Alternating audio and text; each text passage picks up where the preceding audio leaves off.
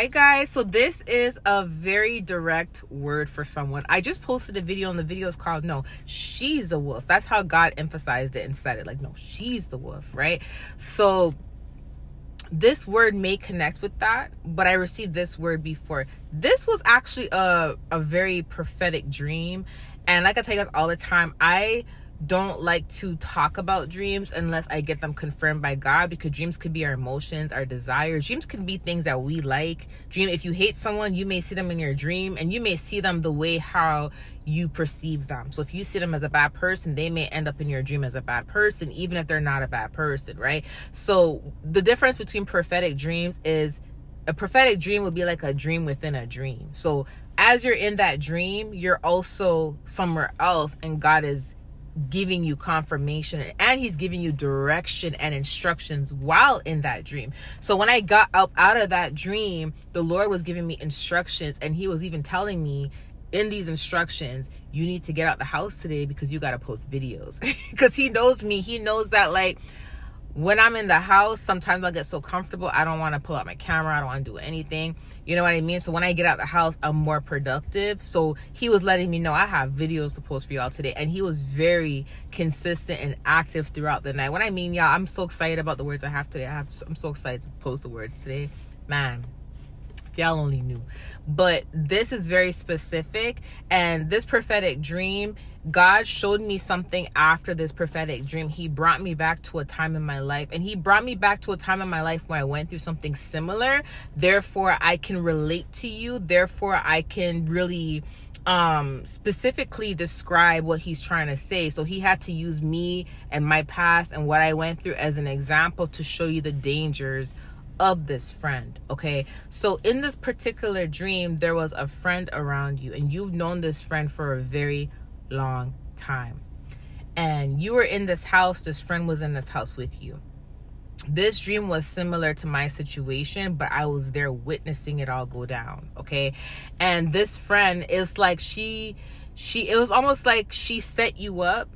She did something very shady, and she set you up, and you knew she set you up, because in the kitchen you were saying to her, this is how it played out in your situation. You were saying to her in the kitchen, you set me up. I can't believe you set me up and you did this to me. And, you know, but I forgive you, and I'm still going to be your friend. I'm still going to ride or die for you. I'm still going to fight for you. I'm still going to fight for a friendship. And this friend, it's like every time she messes up, she starts to do things for you to try to, like, make you, like, it's like she's trying to bribe your friendship back. Trying to bribe your friendship back. So it's like she'll do something so messed up, and then she'll come around you and be like, oh, do you need help with this? Do you need help with that? Let me help you with this. Let me help you with that. She knows your weaknesses, and she knows how to make herself available to be there when you're going through the hardest moments. Yet she'll be the very one that puts you through these hardest moments as well. So you may be going through hardships in your life that's being caused by the enemy and by other people in your life, but she'll make herself present to help you through those hardships. But then she'll cause your own hardships as well. So she'll be the cause of, like, you know, more stress in your life, basically. But then she'll come around and help you when you're going through other hardships. But she does that in a way for you to feel dependent on her, for you to feel like she is reliable, for you to feel like you need her in order to make her presence known. But this friend is low-key, secretly jealous of you, and they do not like you. And it's like one of those friends where, you know, it's like she's tolerating you. She cannot stand you, but she is tolerating you. And here's the difference. Here's the thing. You are also tolerating her. But the difference of toleration is she is putting you through a lot of hardships, but she is jealous of you, but she is tolerating you and wanting to be around you because you benefit her. You are beneficial for her, right? But the way how you're tolerating her is like she is doing deceptive things to you, but at the same time she is making herself available for you, to you when you're in need, but you're not using her. What it is she's allowing herself to be around you. Oh, let me help you with this, let me help you with that. So in your mind, you're like, yeah, she's a bad friend. Yeah, she deceived me, but she's the only one that's been there for me through this. She's the only one that's been there for me through that. You ever hear that saying?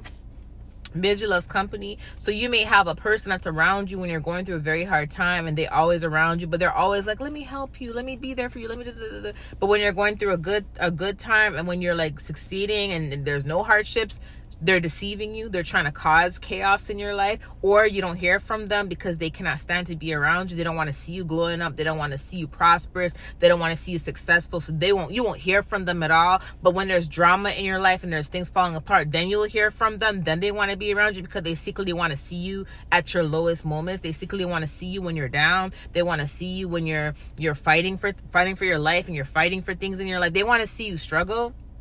But when you're not struggling, they don't want to be around you because you trigger them, because they're jealous of you. And if they are around you when you are doing good, they will cause some drama and cause chaos. And you're like, man, what's going on, right? So that's the kind of person she was. And she kept setting you up.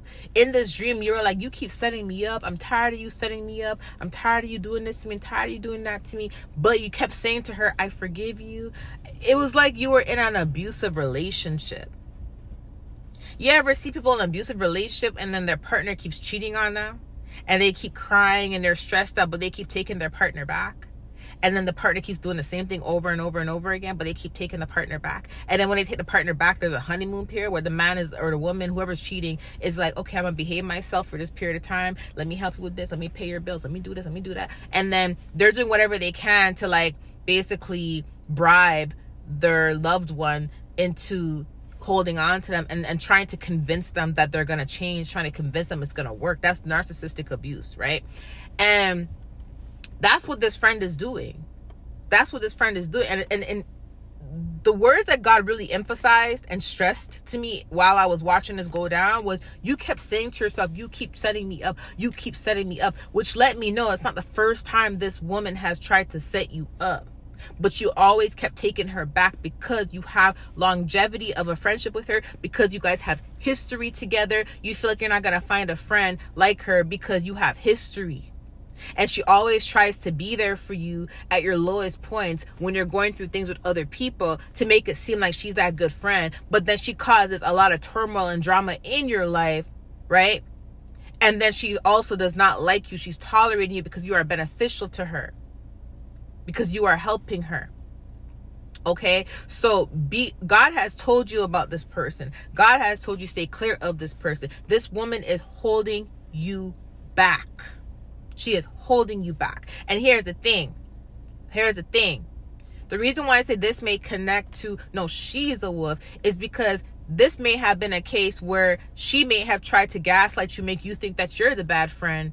And you may have felt like you were obligated to take your friendship back with her because she's always been there for you when you were going through your hardships. And that's the kind of trick that a lot of people, and the type of trap a lot of people fall into. Because what ends up happening is they feel like they have to stay friends with this person, or they have to stay in this relationship with this person because, oh, this person's been there. They help me pay my bills. They help me do this. They help me do that. But the person's stressing them out. And that's what narcissists do. They will sit there and they cause a lot of chaos in your life. Then they'll sit there and try to clean up help you clean up other areas of your life, or try to be there for you to help clean up other areas of your life in order to make it seem like that they're supportive. They're there for you. And, I remember I was dealing with a narcissist who let me stay with them. And this woman was paying witches to attack me. She was watching me be attacked. But she would use the fact that I was staying with her as a way to control me, to make it seem like she would never do something like that. She's there for me. I'm being ungrateful, etc., etc., etc. But she was really doing this behind the scene. That's an example I'm giving you to let you know, like, some of these people do this. This friend was literally setting you up to hurt you, but they were always around you when you're going through your hardships in other areas to make it seem like they're that ride or die friend. And then you start feeling bad, like you're the bad person, because now you're feeling like deterring yourself from the person And God is telling you, remove yourself from the person, but now you're feeling guilty because you're like, wait, this person's been there for me when I was going through my breakup, when I was going through this, when I was going through that. Yeah, this person's been trying to set you up so many times, and you're also aware of this as well. You're aware of this as well. When I woke up from that dream, God let me know that I had to put this word out. Okay? He let me know how to put this word out. And what he brought me back to a memory in my life when I had a friend. I went to a party with a friend that I knew since I was a little girl in a group home. I went to a party with this friend and I was buying everybody drinks. Like, I was the one that was pulling out the cash and buying everybody drinks, making sure everybody was good. And I was treating all my friends that day. And this one friend, this was not the first time she's done something like this, but this one friend, I was dancing, I was feeling myself, and I didn't even drink that much at the time. Like, I literally had like a couple drinks, but I wasn't like, at the time, my tolerance level was very high. I wasn't like drunk or anything. So this friend brought me a drink. She knew I didn't drink brown liquor, but she brought me a drink with brown liquor in it, and she made me think it was safe because she was bringing it to me. As I was drinking the drink, she said, "Oh, that guy bought it for you." As I'm drinking it, there was a date rape drug in that drink, which made me pass out on the dance floor, throwing up on the dance floor. And the whole night of the party, I was laying on the ground because there was a date rape drug in that drink. And let me tell you something. When I woke up out of this dream last night, God brought me back to that memory. And you know why he brought me back to that? Because he gave me a revelation about that. And you know what he said to me? He said, "I saved your life that night." That's what God told me. He said, "Stephanie, I saved your life that night." When he said that to me, I was like, oh my gosh, now I see the importance of delivering this word. He said to me, that girl tried to set you up. Because she knew that the person I gave her the drink, you don't ever take a drink from a man in a club and you don't see him pouring the drink out. You don't take any drink from anyone in the club. But she took that drink and gave it to me and made me think that the drink was from her. And when she saw that I was downing the drink, then she said, "That man gave it to me to give to you." And that was not the first time this woman did that to me. There was plenty of times where this woman did shady stuff behind my back. When I was gone, I popped up at my house unexpectedly. I let her stay in my house because she had nowhere to go. And I popped up at my house unexpectedly. She didn't know I was coming back. And she had people living in my house with her. And there was females in my house who stole my clothes, stole my shoes, and they were living in the house with her. And some of the females that were living in the house with her left, and they stole my stuff. And then there was the ones that stole my stuff weren't there when I was there. I just was, my stuff was missing. But there was other females also living there that were still there. So that's not it. There was other things that she did was shady, but God brought me back to these memories early this morning when after that dream, and he let me know that you are in the same situation and you have a person just like this around you. And the reason why I had a hard time letting her go was because I was a single mom. I didn't have anyone around me, and I saw how good she was with my kids. I saw how much my kids loved her, and they would call her auntie. And because I saw how good she was with my kids and how my kids loved her, right? I did not want to take that from them. And I also felt guilty. I felt like, man, I was a bad person if I removed myself from her because, you know, there's been times where I didn't have any help with my kids and she's really been there for me. But I had no idea that the whole time she was actually taken from me, but she was utilizing that moment to make it seem like she was a good friend. She was utilizing that moment and trying to use that to make me feel bad, to make me feel guilty if I tried to deter myself from her. Right? But the more I tried to hold on to her because I felt guilty for letting her go, even though I was being betrayed over and over and over and over and over and over again, and there's people coming to me and telling me this person said this about you, and like all of that, I was still holding on to her because I did not want to be that type of friend that, oh my gosh, she was there for me when I went through this and this and that, and I'm letting her go. I'm such a horrible person. I did not want to be that friend. But I had no idea that there was so much more things that she was doing behind my back that I had no idea about. She was stealing from me. I would give her money for my kids. I had no idea she was taking the money and using it in other places. Like, that's what I mean when I say, like, there was things behind my back going on that I didn't know. God told me this morning that date rape drug that was in my drink, he told me he saved my life that night. That's what he told me. I had these visions, these flashbacks of my life right after that dream. And in that dream, he is talking about you. And he is showing you the dangers of having people around you that he has told you to stay clear of. That he has told you to stay clear of more than once.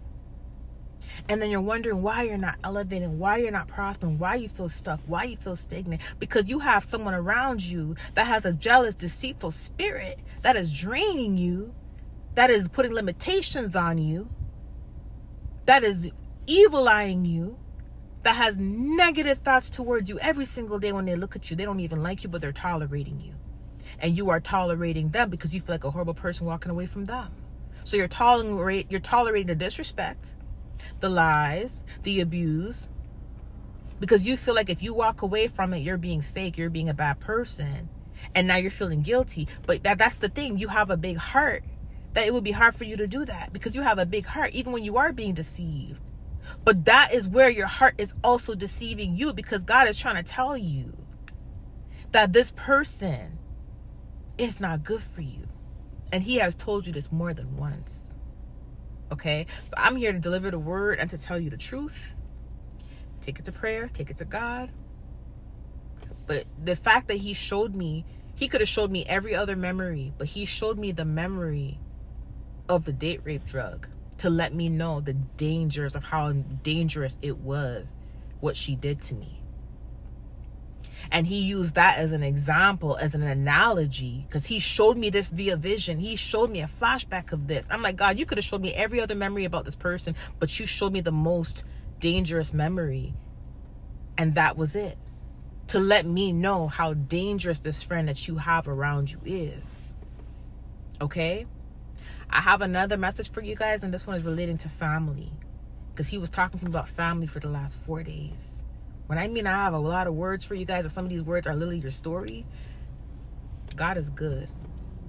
Just make sure you're obedient to him. Okay, I love you guys. I'll talk to you soon. Bye.